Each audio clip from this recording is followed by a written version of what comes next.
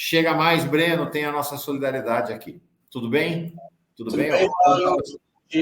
Bom dia, Rebeca, bom dia, Aninha, bom dia, Mauro. Bom Conta para nós, mostrou a nota daqui da Conib, mas queremos saber o que está rolando exatamente.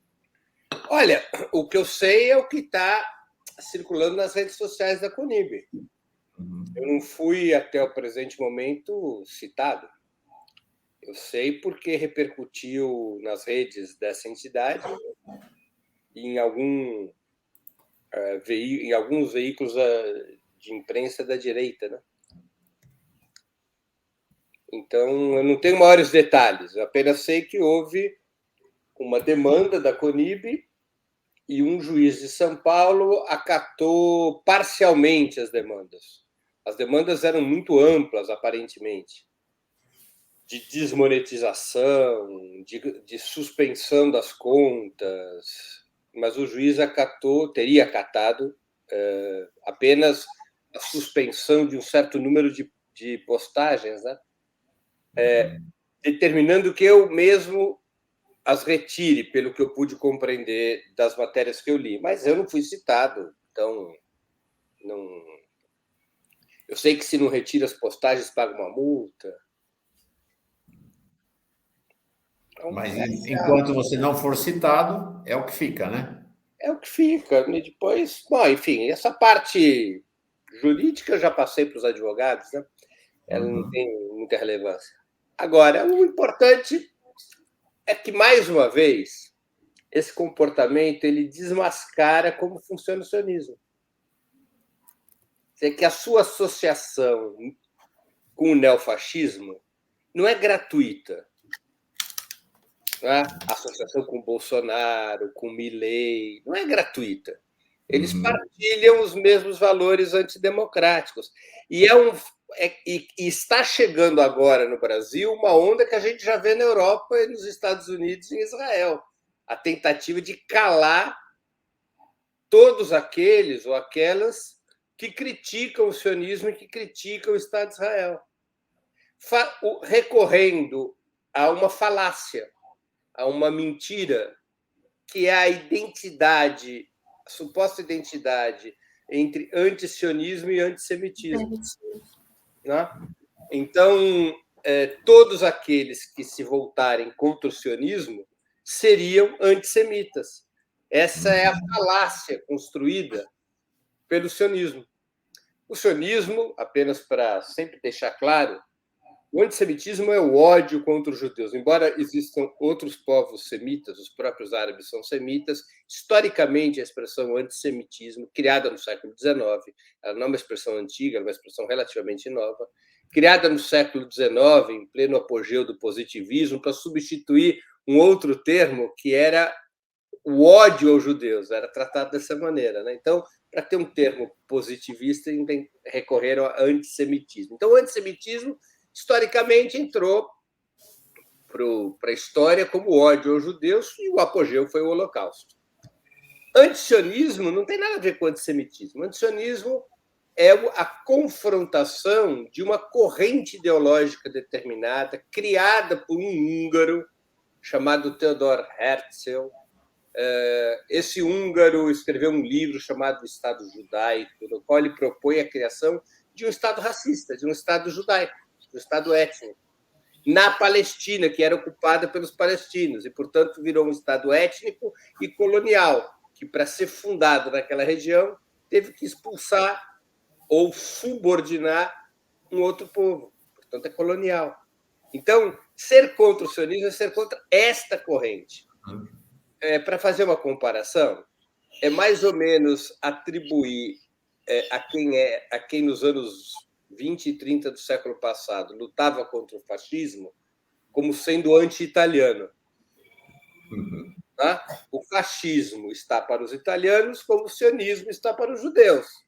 O sionismo é exclusivamente uma corrente chauvinista, uma corrente político-ideológica que parte dos judeus combatem desde a sua origem. Isso não é uma novidade. Desde antes de existir o Estado de Israel. Os judeus comunistas, tradição da qual eu venho, combatiam o sionismo desde o início do século XX. No caso da minha família, literalmente desde o início do século XX. Então, a identificação entre antisionismo e antissemitismo é uma falácia, é um truque, é uma manobra. Antes de passar para Ana e Rebeca, só uma questão em relação a isso. Gente, para a gente ter uma ideia do que está rolando. É como se uma instituição ligada ao regime racista da África do Sul, anos atrás, entrasse com uma ação contra o Breno para proibi-lo de falar contra o regime racista da África do Sul. É disso que se trata. É disso que se trata. E o sionismo também não é nada muito diferente do supremacismo branco. O sionismo é alguém que encara. Existe uma raça, no caso dos supremacistas brancos, eles dizem que é a raça branca, no caso desse agrupamento judeu, os judeus, que é superior às demais, é superior, no caso ali, aos árabes, mas a rigor é superior a todo o resto da humanidade. Né? Então é disso que se trata, né? É racismo e supremacismo, no caso, em vez de branco, judaico, né? Em vez de racismo da África do Sul, racismo de Israel. É esta ação que se volta contra Breno neste momento, não é, Ana? Exatamente. Se estão fazendo isso, é porque estão preocupados, estão perdendo uma batalha aí também de narrativas. A gente fica acompanhando um pouco o que está acontecendo nos Estados Unidos, Breno e Rebeca, Mauro. Eles têm duas linhas assim, e aí eu queria perguntar ao Breno para explorar mais, ele já começou a falar sobre isso, mas explorar um pouco mais. Eles estão batendo muito nisso de que está crescendo o antissemitismo, está uma coisa absurda o antissemitismo, aí eles pescam algumas coisas que aconteceu nas universidades e ficam massacrando isso na cabeça das pessoas, no sentido de reverter para que as pessoas, o foco, né? Que é sobre o massacre e o genocídio que Israel está promovendo na Palestina, a ponto do Joe Biden tá nas redes aí, o Genocide Joe, o Joe genocida. E também eles têm um foco de ataque ao Irã, tudo é culpa do Irã, porque não sei o que é do Irã. Explorasse um pouco se essa é uma linha que eles vão, ou eles estão tentando mobilizar para reverter um pouco a opinião pública a favor deles. Eu acho que sim, Ana. Eu acho que é uma operação que já começou há algumas semanas, quando a cúpula sionista se deu conta que os seus cálculos foram errados. Eles imaginavam uma reação mundial menor do que a que está acontecendo. A reação foi muito grande e muito imediata. Vamos nos lembrar que manifestações como as que a gente assiste hoje, em relação à Guerra do Vietnã, demoraram anos para começarem. E agora foi imediato. 3, 4 dias depois do início do massacre sobre Gaza, nós já tínhamos manifestações muito poderosas. E a dominação o domínio de um sentimento no mundo de repulsa ao que Israel está fazendo. A partir daí, eles tentam operar uma narrativa de antissemitismo, é uma operação diversionista, né? Diversionista. Desculpa com a brincadeira com as palavras, mas é literalmente uma operação diversionista. Eles operam essa história do antissemitismo, né? Tentando descredibilizar, deslegitimar todas as críticas ao Estado de Israel. É um truque velho, mas é o truque que resta ao sionismo. Né? Eles não possuem, nesse momento, nenhuma outra possibilidade argumentativa, porque as cenas, as imagens, os números são brutais. São brutais. Ô, Mauro, Ana, Rebeca, em termos percentuais, o massacre de Israel sobre Gaza, a morte de palestinos, que já chega a 14 mil, num espaço de 45 dias, em termos percentuais, ou seja, em relação à população palestina de Gaza, em termos percentuais é superior ao mesmo período durante a Segunda Guerra Mundial. Esse é o número, né? Então, eles não têm outro truque, né? Eles não têm outra arma argumentativa, né, no arsenal deles. E recorrem a isso. É antissemitismo, é antissemitismo, é antissemitismo, tentando aliviar o fogo da opinião pública sobre o regime de apartheid que existe em Israel, sobre o regime colonial. O regime da África do Sul era mais ameno do que o regime de Israel. Não existe outro regime como o de Israel desde que o Exército Vermelho esmagou o nazismo. Vamos ser claros. Nada se compara no mundo pós-45, em termos de brutalidade e perversidade, com o Estado de Israel. Nada. Nenhum regime ditatorial da América do Sul. Nada. Absolutamente nada. Em 45 dias, a ditadura sionista matou metade das pessoas que a ditadura argentina levou 6 anos para matar. Agora, Breno, tem uma questão que é a seguinte: nós estamos nesse momento que é uma mudança no cenário, que é que não está implementado ainda, por sinal Israel está enrolando, mas é o cessar-fogo e a troca de reféns. Não sei qual a tua avaliação, minha impressão é que é uma derrota grande para Israel, né? Porque tanto Israel quanto os Estados Unidos diziam que cessar-fogo nem pensar, e até agora a conversa que vinha só se falava dos reféns nas mãos da Palestina. E, finalmente, os palestinos conseguiram impor o que é uma troca de reféns, né? Então, fala-se 150 reféns palestinos contra 50 reféns israelenses. Então, que é uma mudança. Essa semana até teve um negócio constrangedor, né? Porque no Jornal Nacional o repórter falou exatamente disso, da troca de reféns. Aí entrou depois o locutor do dia do Jornal Nacional com uma errata, dizendo, não é troca de reféns, é troca de reféns nas mãos do Hamas contra prisioneiros palestinos. Não te parece uma derrota importante que está levando até uma divisão no gabinete do Netanyahu, esse cessar-fogo e a troca de reféns? Sim, eu acho que é uma fissura na estratégia sionista. A estratégia implacável desenhada por Netanyahu, de um massacre sem fim, ela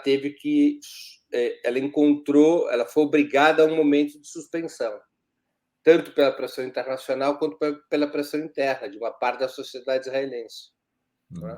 Então, o que nós estamos assistindo é essa situação, não é? Essa situação.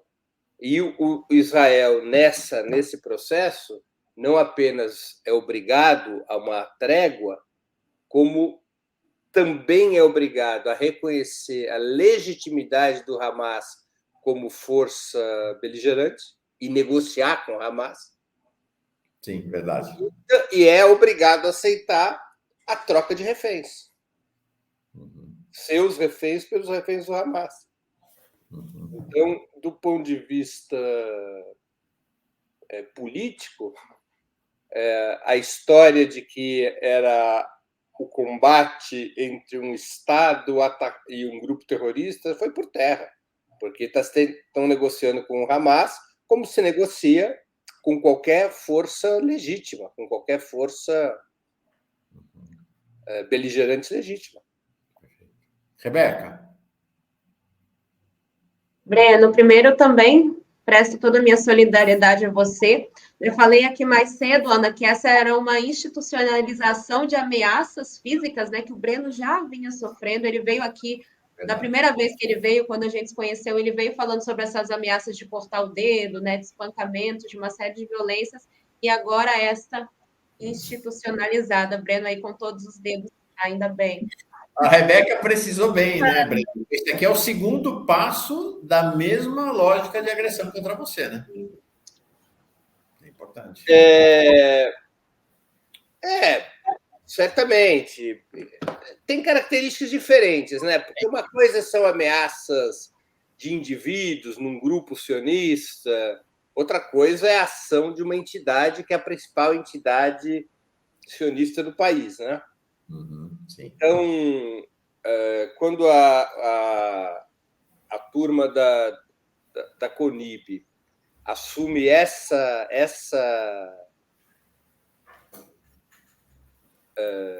postura de querer me censurar, de ir à justiça para retirar minhas postagens, de tentar, de alguma maneira, uma asfixia financeira para evitar a crítica, aí é um outro patamar, não é? É um patamar de representação institucional do sionismo. Então, agora, volto a dizer, Rebeca, claro, eu agradeço, antes de mais nada, a solidariedade, mas não é importante isso. Eu digo, o fato foi contra mim, podia ser contra qualquer um. O que é relevante é como isso desnuda a natureza do sionismo. Não é?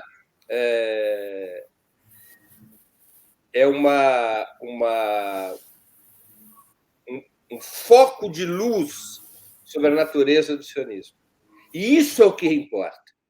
Porque no embate contra correntes chauvinistas, fascistas, é normal, você vai ter gente que vai tomar porrada, entendeu? E quem entra nessa tem que saber que vai tomar porrada e tudo bem, eu não sou vítima dessa história. Não creio que isso tenha qualquer importância.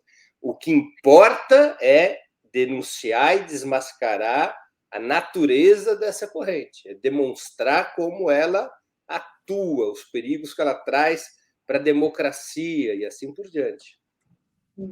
A gente está vivendo um período tão louco, né? Você traz essa questão de trazer luz ao regime sionista, e a gente viu, né, a tentativa de incriminar o Flávio Dino, como revelou essa série de atuações também da mídia hegemônica. Eu quero trazer essa pergunta do Daniel, que ele fala sobre isso, né? Sobre essa questão do Estadão, da união dessas mídias de extrema-direita na condução que a gente viu nesses últimos dias. Daniel pergunta, Breno, como você vê a mídia liberal indo para a extrema-direita? Olha, eu não acho que a mídia liberal está indo para a extrema-direita. Ela está onde ela sempre esteve. Não é? Ela combateu, grande parte da mídia liberal combateu o Bolsonaro por uma questão de espaço e sobrevivência. Bolsonaro era o inimigo, e ainda é, em certa medida, o inimigo tático dessa mídia liberal. O inimigo estratégico é a esquerda. Então, eles operaram para desalojar o Bolsonaro porque a liderança do Bolsonaro no campo conservador bloqueava seus interesses. Não estava nos cálculos dessa mídia liberal a ascensão do bolsonarismo como vanguarda do campo conservador. Essa mídia liberal ela se associava aos velhos partidos da direita, como é o caso do PSDB, né? Do PMDB, do antigo DEM, atual União Brasil. Isso saiu do controle em 2018. E a partir de 2020, eles se deram conta que eles não tinham como controlar o Bolsonaro, que o Bolsonaro havia desalojado de uma maneira importante e a longo prazo os setores liberais do comando do campo conservador, e essa mídia liberal taticamente passou a combater o Bolsonaro. Alguns dos grupos da mídia liberal em aliança com a esquerda. É evidente que a Globo bateu duramente no Bolsonaro. E outros veículos também. O que acontece é que, uma vez eleito o presidente Lula, essa mídia liberal fica sob dupla pressão, digamos assim. Primeiro, o bolsonarismo mantém rigidez e continua liderando o campo conservador. Por outro lado, você tem um governo liderado por um partido de esquerda, com todos os problemas que nós conhecemos, mas um governo liderado pelo principal partido da esquerda brasileira e liderado pelo presidente Lula. E eles oscilam entre atacar o governo e atacar o bolsonarismo. Eles operam pendularmente, porque o espaço dessa mídia liberal está, digamos, ao centro.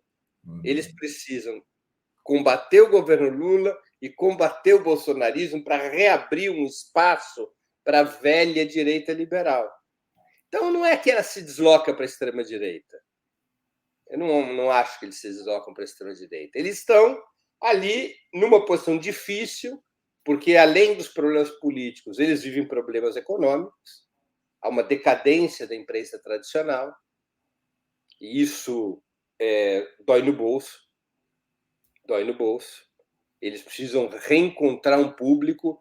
Eles não tinham o público de esquerda e começaram a perder o público bolsonarista. Eles ficaram numa situação comercialmente parecida com aquela situação que eleitoralmente ficou o PSDB, o PMDB, a União Brasil. Eles ficaram sem público.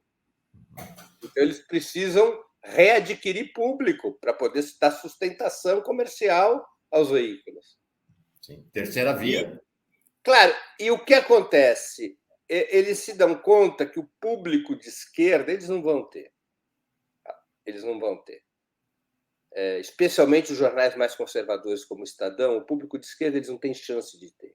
Então, eles querem reconquistar o público de extrema-direita. E, por isso, também, eles vão batendo cada vez com maior fúria contra o governo Lula. Então, essa maneira que eu analisaria, sabe, Rebeca? Eu não vejo aí um deslocamento à extrema-direita. A mídia liberal não servirá de escadinha para o Bolsonaro, porque seria para eles um suicídio. O espaço deles é outro. Eles vão tentar construir uma terceira via, né? Como o Mauro falou. A essa altura da vida, desesperadamente. Ou eles vão quebrar. Não, ou eles vão quebrar. A aposta Moro deu muito errado, né?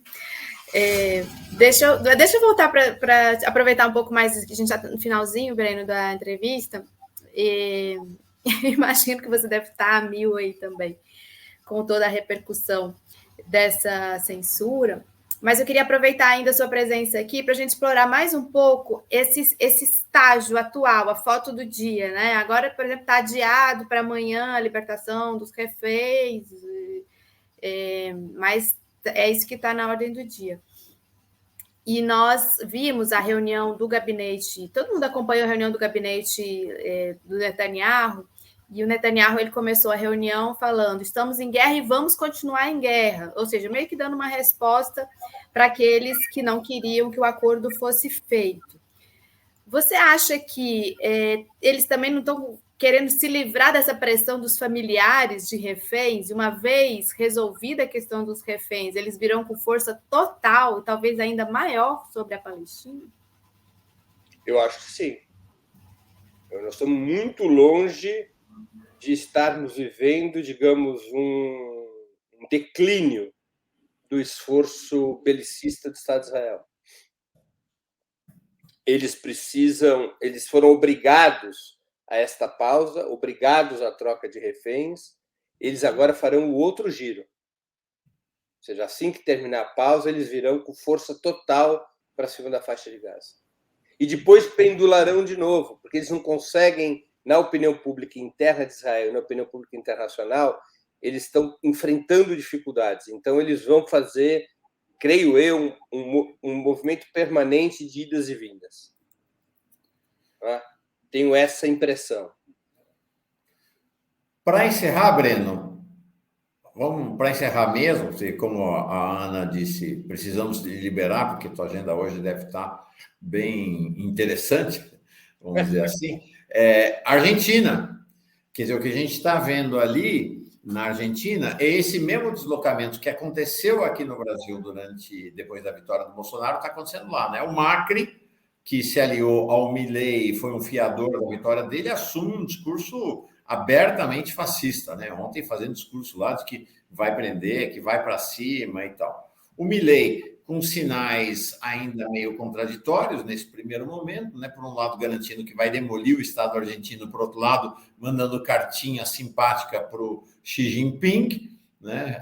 Para o Papa, né? Aparentemente deu uma entrevista ontem à noite, meio que voltando atrás nas acusações contra o Lula, mas enfim, vem aí um governo de extrema direita. Queria te perguntar da Argentina e da repercussão aqui sobre o Brasil, né? Porque a vitória do Milei me parece que fortalece, ajuda a fortalecer ou a refortalecer a extrema-direita, que se mostra extremamente resiliente.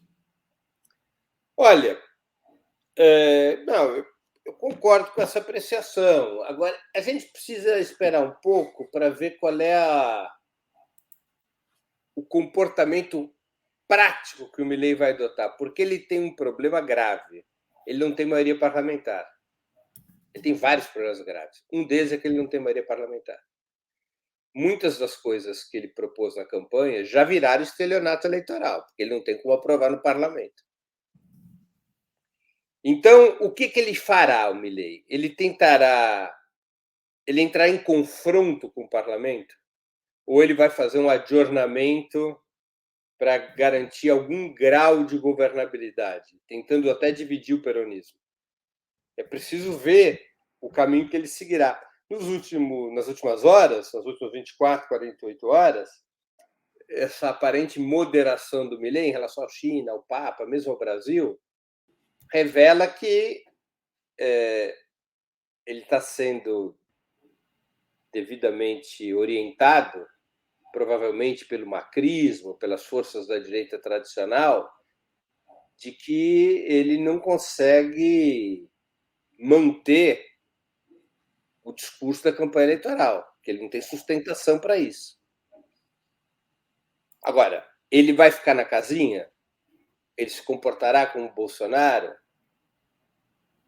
Aí a gente vai ter que esperar um pouco. Eu tenho para mim de que ele dificilmente será domesticado pela direita tradicional, porque isso lhe custaria base social. Não é só por uma questão, digamos, de perfil psicológico ou político, é que isso lhe custaria base social, especialmente os setores jovens que o apoiaram, que esperam que ele destrua o sistema.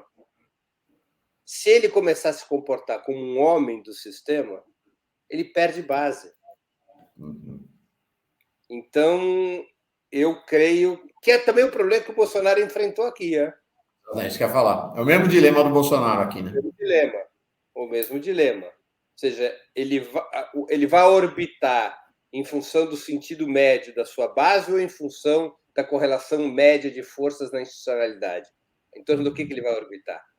Sim. Eu tenho para mim que, ao fim e ao cabo, ele orbitará em função do sentimento médio da sua base social. Mas, nessas primeiras horas, ele está, de alguma maneira, atendendo a pressões dos aliados, que pedem moderação, até para evitar o que para a Argentina seria muito mais caótico que o Brasil, até para evitar o isolamento internacional da Argentina. Não, o Brasil, o isolamento internacional ao qual o Bolsonaro submeteu o Brasil, não teve muita consequência econômica, porque o Brasil não vivia uma crise cambial, o Brasil tinha reservas gigantescas, tinha e tem, herdadas dos governos anteriores de Lula e Dilma. Então, o Brasil podia suportar o isolamento internacional sem maiores consequências. Não é? A Argentina, não. A Argentina precisa de alianças internacionais para sair do sufoco. Então, isso também deve estar pesando na pressão sobre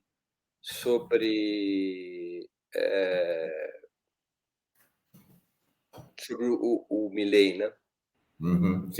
Sim. Ana.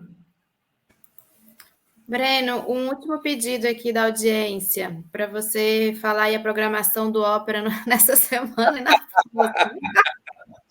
Você sabe que eu precisaria... Poxa, eu não sei. Eu vou entrevistar hoje às 11 horas da manhã o Nil Dori, que era uma entrevista que estava já agendada. Tem o outubro, às 7 da noite. Quem estiver nos assistindo aqui de Santa Catarina, hoje eu estarei por lá às 6h30 da tarde, numa atividade no auditório da Universidade Federal, no Centro de Eventos da Universidade Federal de Santa Catarina, numa atividade junto com o Ali de Rabah, o presidente da Federação Árabe Palestina, uma atividade de solidariedade à Palestina. E no fim de semana, quem estiver por Paraty, eu vou estar participando da Flipei, da feira paralela da Flip, para participar de um debate e lançar um livrinho que a gente está publicando, que a Alameda Editorial está publicando, que chama Contra o Sionismo, Retrato de uma Doutrina Colonial e Racista, que são 4 capítulos sobre o sionismo.